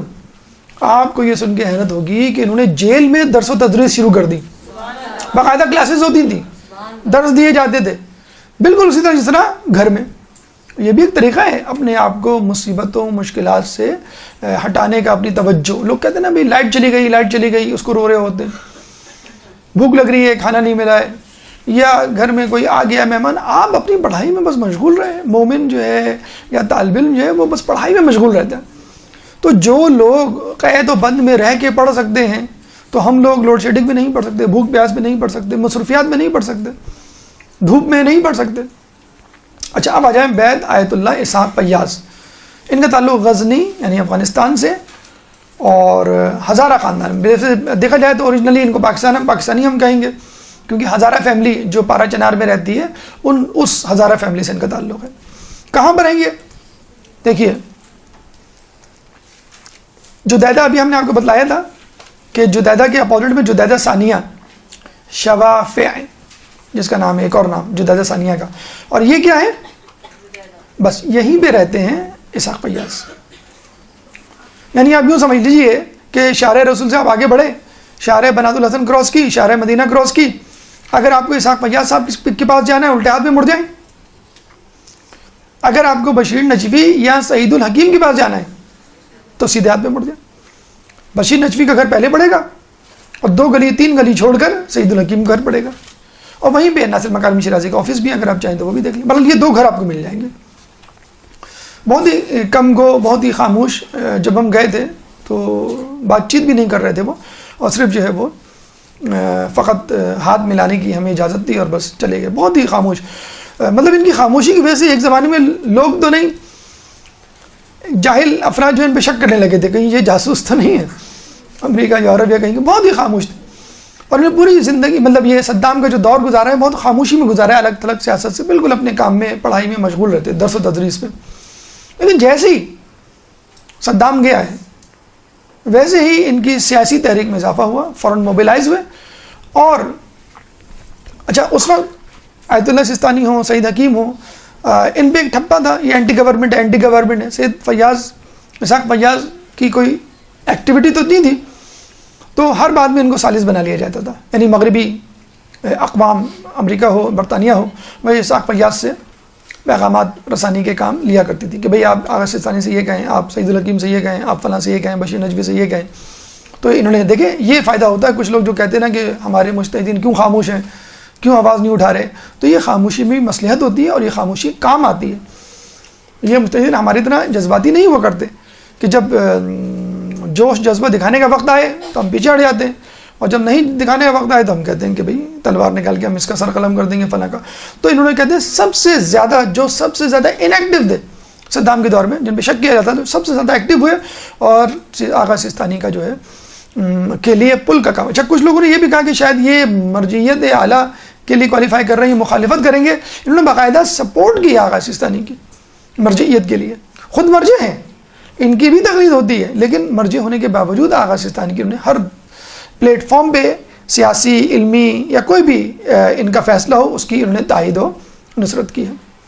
آیت اللہ بشیر نجفی بڑے ہی جوش و خروش کے حامل عالم دین، لاہور سے ان کا تعلق. ویسے تو یہ انڈیا کے ان کا جو خاندان تھا جو مائیگریٹ کر کے آیا تھا وہ جو ہے انڈیا سے آیا تھا، پھر گجرانوالہ، اس کے بعد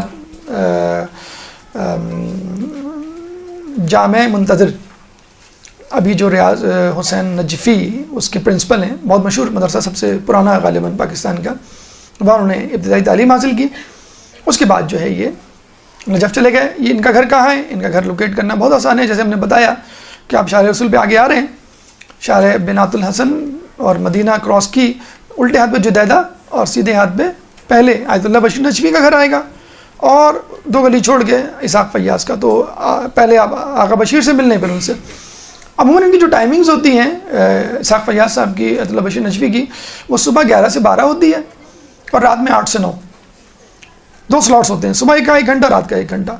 تو ان میں یہ بات ہے کہ بشیر نجفی خصوصاً کہ آپ اس ٹائم پہ جائیں، اپنا انٹروڈکشن کروائیں. بڑے ہم فخر سے بتاتے ہیں کہ ہم پاکستان سے آئیں. شاید پاکستان، عراق واحد ملک ہے جہاں ہمیں پاکستانی ہونے پہ فخر ہوتا ہے اور عزت بھی ہوتی ہے. اور بشیر نجفی کے آفس جائیں تو آپ کو بہت زیادہ سرحد آنکھوں پہ لیا جاتا ہے کہ بھئی انہی کے ملک کے یہ مرجع ہیں. اسی طرح اسحاق فیاض، ہاں آیت اللہ سستانی سے ملنا ذرا مشکل ہوتا ہے، ظاہر سی بات ہے، مرجعیت عالم کی وجہ سے بہت زیادہ ایکٹیو ہیں، بہت زیادہ مصروف ہیں. لیکن بہرحال کسی نہ کسی طرح اگر آپ کوشش کریں کسی نہ کسی قافلے کے ساتھ، تو قافلے والے اگر چاہیں تو ان سے بھی آپ کی جو ہے وہ ملاقات ہو سکتی ہے. سعید الحکیم سے بھی آپ کی ملاقات ہو سکتی ہے. اور کوشش کریں کہ ضرور کریں مجتہد مرجع، اپنے مرجع کو سامنے سے دیکھنا، اس سے استفادہ کرنا اور اس سے بلا واسطہ ڈائریکٹ کوئی نصیحت سننا، یہ بھی ایک بہت بڑا سعادت کا کام ہے. مرحوم شخصیات کی زیارت سے زیادہ ہم نے کہا کہ زندہ شخصیات کی زیارت، یعنی معصوم اور غیر معصوم، یہ ہم معصوم اور غیر معصوم کی نہیں بات کر رہے ہیں. اچھا آیت اللہ بشیر نجفی یوں تو 31 سے زیادہ کتابوں کے مصنف ہیں.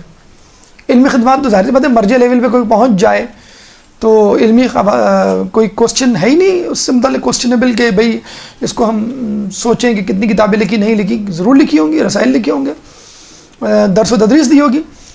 لیکن آیت اللہ بشیر نجفی کا جو کمال ہے وہ یہ کہ انتظامی امور میں بہت ایکسپرٹ ہیں. صدام حسین کے زمانے میں 8 گھنٹے، فقط 8 گھنٹے کے لیے بجلی دی جاتی تھی، بعض اوقات وہ بھی نہیں تھی، اور پورے دن آف. ابھی بھی ویسے نجف میں بجلی کا پرابلم ہے.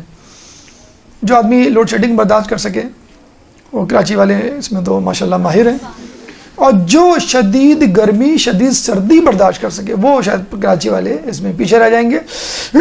50 ڈگری کی گرمی ہوتی ہے اور -10 -4 ڈگری کا جو ہے وہ سردی ہوتی ہے موسم سرما.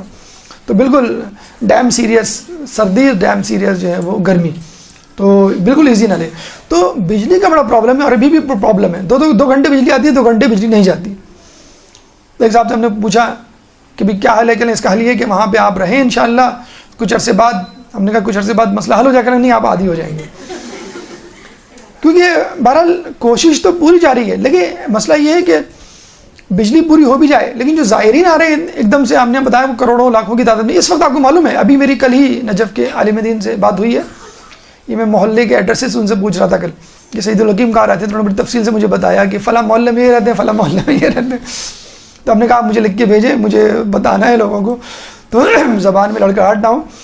تو وہ یہ کہتے ہیں کہ نجف کا موسم جس کو راس آ جائے وہ وہاں رہ سکتا ہے۔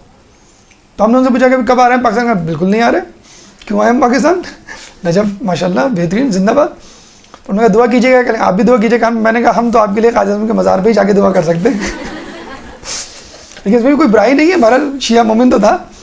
بہرحال تو بجلی کے حوالے سے ان کے بڑے کام ہیں، جنریٹرز کی فراہمی، طلباء کے لیے بجلی کا ان انٹرپٹیڈ مسئلہ کسی حد تک جو ہے وہ حل کرنا، یہ آیت اللہ نجفی نے اس معاملے میں بہت کام کیا۔ یہ باب قبلہ ہم نے جو بتلایا تھا آپ کو، کہاں پہ؟ یہ جو باب کبیر ہے الٹے ہاتھ پہ، ٹھیک ہے، یہ ہے باب قبلہ۔ اس سے آگے جو زمین ہے یہ بشیر نجفی صاحب نے خرید لی ہے، کس لیے؟ ایک ہسپتال بنانے کے لیے جس کا نام ہے امام علی ہسپتال، اور نجف کالونی۔ نجف کالونی میں 1000 سے زیادہ رہائشی گھر ہوں گے طلباء طالبات کے لیے فری، اور یہی ہاسپٹل انہی زائرین کو اور ان طلباء طالبات کو فری جو ہے وہ علاج معالجے کی سہولت دے گا۔ تو فی الحال ابھی پلاٹ لیا ہے، اس پہ کنسٹرکشن ہونا باقی ہے، دعا کریں اللہ تعالیٰ ان کے پروگرام کو جو ہے وہ پایہ تکمیل تک پہنچائے۔ ان کے انتظامی امور میں مہارت کو دیکھتے ہوئے آیت اللہ خوئی نے ایک دفعہ جب یہ علیل پڑھے تو اپنے مدرسے کا سارا انتظامی نظام ان کے حوالے کر دیا تھا کہ بھئی میں نے آپ کے انتظامی امور دیکھے نجف کے حوالے سے، ماشاءاللہ بہت پسند ہے، آپ میرے مدرسے کا انتظامی نظام سنبھالیں۔ تو ماشاءاللہ بڑی فعال شخصیت نجف میں، اور سب کے ساتھ تمام مراجعین آپ نے خود اندازہ لگا لیا وہ کس طرح ایک دوسرے کے ساتھ مل جل کے رہ رہے ہیں۔ یہاں تو ہم سر پہ ڈبل کر رہے ہیں، یہاں تو ہم نے گروپ بنائے ہوئے ہیں، ہم نے گروپ تشکیل دیے ہوئے ہیں، ہم فلاں عالم کے تم فلاں عالم کے، ہم فلاں مجتہد، ہم فلاں کی تقلید تم فلاں کی تقلید، یہاں پہ ہم لڑ رہے ہیں، وہاں پہ مراجعین جو ہیں وہ شیر و شکر ہو کے بیٹھے ہوئے ہیں۔ مسجد ہندی، حاجی خان محمد ہندی انڈیا کا رہنے والا،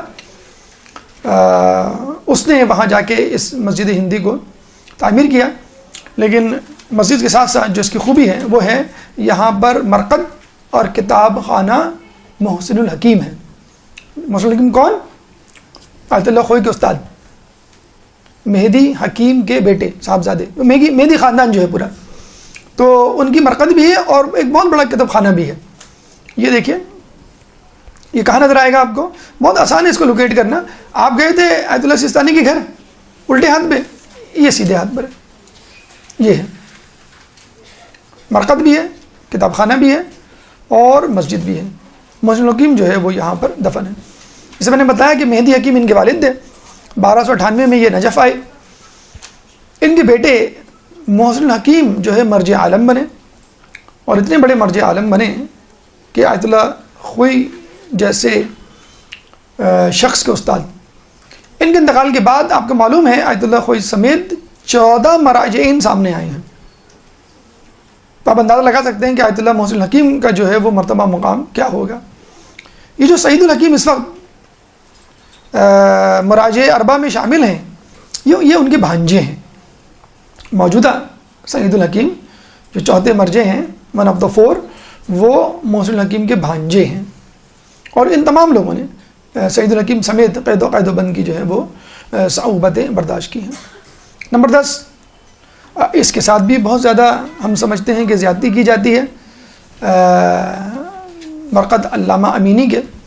جب آپ باب قبلہ سے، یہ دیکھیں، جب آپ باب قبلہ سے نکلیں گے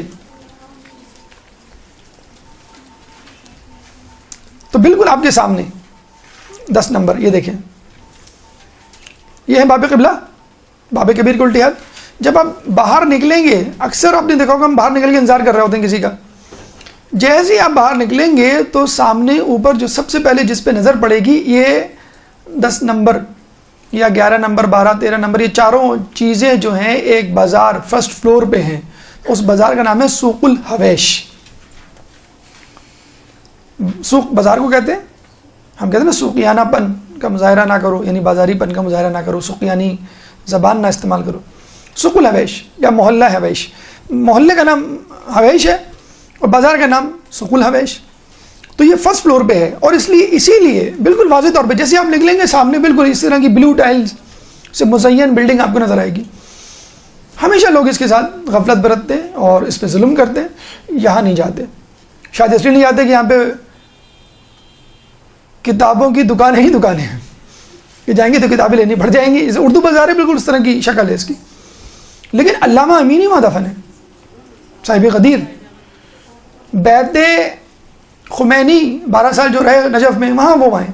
شیخ مرزا انصاری کی مسجد جو انہوں نے بنائی تھی وہ وہاں پہ دفن ہے. تو اتنی بڑی شخصیات جو ہیں وہ یہاں پر دفن ہیں. یہ دیکھیں، یہ وہ لائبریری ہے کہ جو علامہ امینی نے خود اپنے ہاتھوں سے تعمیر کی، خود کتابیں جمع کی. اور زمانے میں کتابیں اتنی سستی نہیں ہوا کرتی تھیں اور آسانی سے دستیاب بھی نہیں ہوا کرتی تھی. اگر آپ صاحب استطاعت ہوں تو ہر کتاب آپ کو نہیں مل سکتی. یہ ان کی قبر مبارک کا جو وہ ہے احاطہ، اس کے اندر کی تصویر. ایرانی حضرات جو ہیں یہاں پہ مجلس پڑھ رہے ہیں. یہ ہم داد دیں گے ایرانیوں کو کہ جب آپ کہیں پہ بھی جاتے ہیں کسی زیارت گمنام یا غیر معروف زیارت پہ جس میں آپ کو آپ کے قافلے والے نہیں لے کے جاتے، تو بڑے خوش ہوتے ہیں میں نے کشمیر فتح کر لیا. جب سامنے آتے ہیں تو پتہ لگے ایرانی پہلے سے بیٹھے ہوئے. تو یہ ہمیں تھوڑی سی تکدو اور دقت برداشت کرنی چاہیے جب ہم 12 دن کے لیے جا رہے ہیں، فقط 12 دن. اب مری جاتے ہیں، کلام کاغان جاتے ہیں، اب ہاپتے کاپتے نہیں ہیں، پہاڑوں پہ چڑھ رہے ہیں، گھوم پھر رہے ہیں. لیکن جب زیارت پہ جاتے ہیں تو پتہ نہیں کہ آپ کو بار بار ہوٹل یاد آ رہا ہوتا ہے. سردی میں ہوٹل یاد آ رہا ہوتا ہے، سردی لگ رہی ہے، گرمیوں میں ہوٹل یاد آ رہا ہوتا ہے کہ گرمی لگ رہی ہے، ہمیں ہوٹل میں جانا ہے. تو بھائی آپ آئے کس لیے؟ زیارت کے لیے آئے. تو جتنی زیارات آپ کر سکتے ہیں کریں، آپ کو کس نے روکا ہے؟ پھر آپ جو ہے یہ کہیں گے کہ ہمیں جو ہے قافلے والوں نے یہ نہیں زیارت کروائی، وہ نہیں زیارت. تو آپ نکلیں گے تو سامنے زیارت ہے، سامنے بازار ہے، بالکل سامنے 500 میٹرز واکنگ ڈسٹینس ہے. اندر جائیں، اندر 3-4 زیارتیں آپ کو ایک ہی بازار میں مل جائیں گی. ان کی تھوڑی سی خصوصیات آپ کو معلوم ہی ہوگی، مزید تذکر ہو جائے اس کا. کہتے ہیں کہ میں نے الغدیر نامی جو کتاب لکھی اس کے لیے 10,000 کتابوں کو حرف بہ حرف پڑھا. بسم اللہ کے بے سے لے کے تمت کے تے تک، یعنی ختم شد کے دال تک 10,000 کتابیں، الف سے لے کے بے، پہلے صفحے سے آخری صفحے تک. اور اگر تکرار کو مد نظر رکھا جائے، جیسے ایک کتاب آپ نے دو مرتبہ نکال کے دیکھی، 3 مرتبہ نکال کے دیکھی، اگر تکرار کو مد نظر رکھ کے دیکھا جائے تو 1,00,000 کتابیں میں نے دیکھی ہیں. 1,00,000 کتابیں پڑھی. اب بتائیں آپ کتنا اسٹیمنا تھا، کتنا حافظہ تھا، کتنا حوصلہ تھا اس بندے میں. 40 سال لگے. کسی جگہ لکھا ہے 10، کسی جگہ 20، لیکن 40 سال جو ایک تحقیق ہے. 3 سال انڈیا میں گزارے. ان 3 سالوں میں انہوں نے 17 گھنٹے کام کیے. 3 سالوں میں. جب وہاں سے واپس آئے تو کسی نے پوچھا انڈیا گئے تھے؟ تاج محل گئے آپ؟ نہیں، تاج محل تو نہیں گئے. کیوں؟ کہ میں تاج محل دیکھنے تھوڑی گیا تھا. تو ہم سب سے پہلے تاج محل جائیں یا ان کی جو نیو دہلی ہے، بامبے ہے، یہ سب جگہیں جا کے گھومیں. یہ بیچارے جس جوتے میں گئے تھے اسی جوتے میں واپس آئے. 3 سال ہم کراچی میں رہ لیں تو 3 جوتے بدل چکے ہوتے ہیں. انڈیا میں رہ کر سفر کر کے اسی جوتے میں، اسی جوتی میں، چپل ہی کہہ لیں، کیا جوتا ہوگا ان کے پاس، اسی میں جو ہے وہ واپس آئے. لیکن بہرحال جو اجر ملا ہے ان کو یقیناً قابل رشک ہے. کہتے ہیں کہ پھر بھی ان کا دل نہیں بھرا، مولا کی خلافت کو ثابت کرنے کے حوالے سے دل نہیں بھرا. کہ میں خود اپنی آنکھوں سے دیکھوں گا غدیر کا مقام. تو خود گئے مدینے، مکے. آپ کو معلوم ہے غدیر کا مقام تو مکے مدینے کا جو بائیفرکیشن ہے، جہاں پہ یہ رستہ ڈیوائیڈ ہوتا ہے مکے سے جب واپس آتے ہیں، وہاں پر ہے. اور وہاں پہ زیارات تو عام ہے ہی نہیں. آپ کو معلوم ہے غار سور ہے، غار سور کو چھوڑیں، یہ غار ہرا ہے، جنت البقیع ہے. کس طرح وہاں پہ جو خاک اڑ رہی ہے، کس طرح ویران ہے. بلکہ منع کیا جاتا ہے بدتمیزی سے. اب جب آپ جا رہے ہوتے ہیں کہ نہیں جاؤ، نہیں جاؤ وہاں. کیا جاؤ؟ آپ بیت اللہ میں کھڑے ہوئے ہیں، اگر آپ نے مقام ابراہیم کو ہاتھ لگا لیا، ہاذا شرک. میں نے کہا کیوں بھائی ہاذا شرک کیوں ہے؟ کہتے ہیں ہاذا جو ہے حدید. میں نے کہا ہاذا حجر. اگر یہ لوہا ہے تو یہ اینٹ ہے، یہ پتھر ہے، تو اس کو بھی ہاتھ نہ لگاؤں میں؟ کیا بیت اللہ کو بھی ہاتھ نہ لگاؤں؟ تو اس طرح آپ کو روکا جاتا ہے. تو وہ گئے کہ میں اپنی آنکھوں سے دیکھوں گا. اچھا، ایسے مقامات پہ جانے نہیں دیا جاتا یا روکا جاتا ہے. ہم جب بھی جاتے تھے کسی مقام پر اور وہاں کوئی شرطا کھڑا ہوتا تھا اور وہ ہم سے کہتا تھا کہ یہاں پہ کچھ نہیں ہے، تب کہتے ہیں اس کا مطلب ہے یہاں کچھ ہے. جہاں کوئی کھڑا ہوا ہے، جہاں 2-4 لوگ کھڑے ہوں ڈنڈے وڈے لے کر کہ یہاں نہیں ہے کچھ، مسجد سلمان فارسی تھی وہاں پہ، جنگ خندق جہاں پہ ہوئی تھی، انہوں نے یہیں پہ کچھ ہے. تو پہرے لگے ہوئے، اب یہ بیچارے چلتے چلے جا رہے ہیں، چلتے چلے جا رہے ہیں. کہتے ہیں کہ ضعیفی بھی تھی، تھکن بھی تھی. اس تھکن کی وجہ سے وہ بیمار پڑ گئے، اور اتنے بیمار پڑے کہ وہ بیماری تھکن کی وجہ سے بیماری نہیں باقاعدہ وہ جان لیوا ثابت ہوئی. فوراً کو تہران لایا گیا، تہران ہاسپٹل، اور وہاں پہ ان کا انتقال ہوا. پھر وہاں سے وہ نجف اشرف جو ہے منتقل ہوئے. آپ دیکھ لیجئے کہ کتنا شوق، کتنی جستجو کہ میں مولا کی ولایت کو ثابت کر دوں. کہتے ہیں کہ جب ان کا انتقال ہوا تو ان کے ایک دوست، ایک عالم دین ان کے بیٹے کے پاس آئے اور کہنے لگے کہ میں نے تمہارے والد کو اپنے خواب میں دیکھا ہے، اور دیکھا ہے کہ مولا جو ہے وہ حوض کوثر پہ لوگوں کو سیراب کر رہے ہیں، اور جب تمہارے والد آئے تو مولا نے پیالہ زمین پہ رکھ دیا اور آستینیں اوپر چڑھائیں اور اپنے ہاتھوں سے سیراب کیا. اور کیا دیکھیں دعا کیا تھی، بیض اللہ وجہک کما بیضت وجہی، کہ اللہ تمہارے چہرے کو اس طرح منور کرے جس طرح تم نے میرے چہرے کو منور کیا. اللہم صلی اللہ.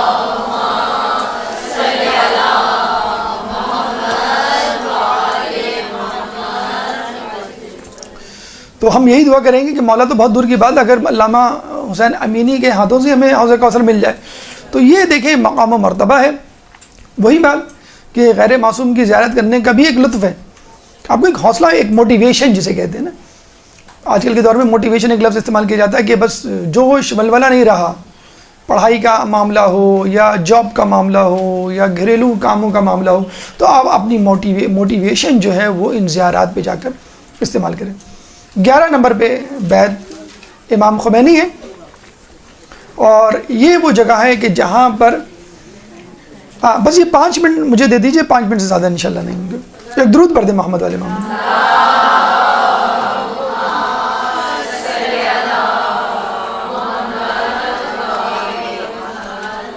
بیت امام خمینی یہ دیکھیں، جیسے ہم نے بتایا تھا یہ جو ہے محلہ حویش میں ہے، سوق الحویش جو بازار ہے. ان کے بارے میں کہا جاتا ہے کہ جب ایران سے ان کو جلا وطن کیا گیا تو یہ گئے ترکی والوں نے ایران کے پریشر میں آ کے ان کو قبول نہیں کیا. یہ اپنے بیٹے مصطفیٰ خمینی کے ساتھ آگے نجف. مصطفیٰ خمینی ان کی تحریک کو چلاتے رہے انڈر گراؤنڈ، اور یہ جو ہے درس و تدریس میں مصروف رہے. یہ ان کے گھر کا اندرونی حصہ ہے. اور وہاں پہ شیخ مرزا انصاری کی بنائی ہوئی مسجد انصاری میں درس دینا شروع کر دیا. جس زمانے میں شیخ انصاری دیا کرتے تھے، اب اس زمانے میں حکومت اسلامیہ پہ دھڑا دھڑ انہوں نے درس دیا. ان کے دروس کو تحریری شکل میں، پمفلٹ کی فارم میں، کتاب کی فارم میں ڈالا گیا اور ایران پہنچایا گیا. اور دیکھا جائے نجف نے باقاعدہ پلیٹ فارم جو ہے مہیا کیا ہے امام خمینی کو باقاعدہ طور پہ لوگوں کے اذہان کو تیار کرنے کے لیے. 12 نمبر مرقد سید عبداللہ سبزواری، یہ بھی سوق الحویش میں آپ کو مل جائے گی. بہت زیادہ لوگ جانتے نہیں ہیں، لیکن ان کے بارے میں یہ کہنا کافی ہے کہ آیت اللہ خوئی کے بعد 1 سال تک مرجعیت ان کے ہاتھ میں رہی. 13 نمبر مسجد شیخ مرزا انصاری، یہ بھی سوق الحویش میں، اور اس کے بارے میں کہا جاتا ہے شیخ مرزا انصاری جو ہے یہاں پر درس دیا کرتے تھے، جس میں بعد میں امام خمینی نے جو ہے وہ درس دینا شروع کیا. 14 اور آخری جو اسپاٹ ہے وہ ہے کتاب خانہ امام حسن، جو کہ آیت اللہ باقر شریف نے بنایا تھا. موسوعات سیرت اہل بیت ان کی کتاب ہے. یہ 14 نمبر، یہ بالکل آخر میں، یہ شارع بنات الحسن کے اوپر واقع ہے. دیگر زیارات میں 3 زیارات انڈر کنسٹرکشن ہیں. یہ دیکھیں شارع بنات الحسن جو ہے اس کا نام اس لیے رکھا گیا ہے کہ یہاں پہ بنت حسن، 3 بیٹیاں امام حسن علیہ السلام کی مرقد ان کی پائی جاتی ہے، جو اب دریافت ہوئی ہے. پہلے آپ کو معلوم ہے کہ خود حرم میں جانا مشکل تھا، تو یہاں پہ کس طرح لوگ جمع ہوں. تو یہ ایک ہے مرقد آمنہ بنت حسن، دوسری مرقد زہرا بنت حسن، تیسری رقیہ بنت حسن. یہ زیارت ہماری نجف کی پیدل زیارت کے حوالے سے مکمل ہوئی. انشاءاللہ اگلی مرتبہ ہم وادی سلام کا رخ کریں گے اور وہاں پہ موجود زیارتوں کی برکتوں سے اپنے آپ کو بہرہ مند کریں گے. اللہ تعالیٰ سے دعا ہے کہ ہمیں نبی اشرف کی زیارت کرنے کی توفیق عطا فرما، ہمیں معصومین کے نقش قدم پہ چلنے کی توفیق عطا فرما، ایمان کے ظہور میں تعجیل فرما. اور ہمیں ان کے انصار اعظام میں شامل فرما. ربنا تقبل منا انك انت السميع العليم وتب علينا انك انت التواب الرحيم. اللجل اللجل يا مولا اللجل اللجل اللجل اللجل اللجل اللجل اللجل يا صاحب السماء اللجل